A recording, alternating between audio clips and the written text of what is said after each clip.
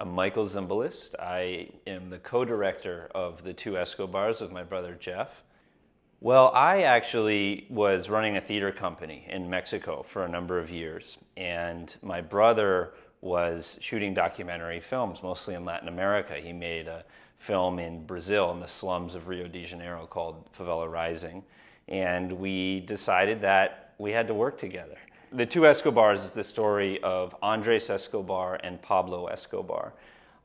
Both had the same last name, both were born and lived in the same city in Colombia, in Medellin, and both shared this fanatical childhood love for soccer.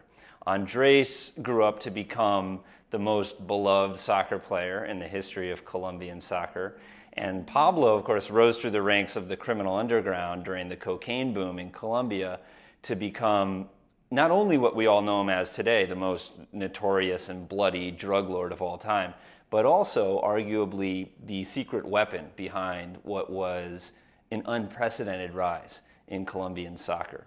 Ultimately, we came to a story that to us was bigger than soccer and bigger than just narco.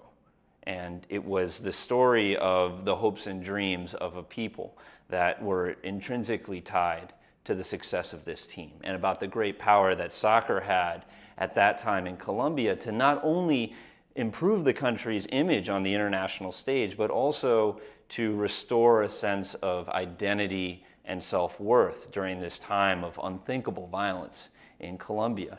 Jeff and I have always felt, since we've traveled a lot in Latin America and other parts of the world known as the Third World, that so often is represented in the mainstream media as just a hotbed of violence and corruption and drugs and poverty and all these negative things.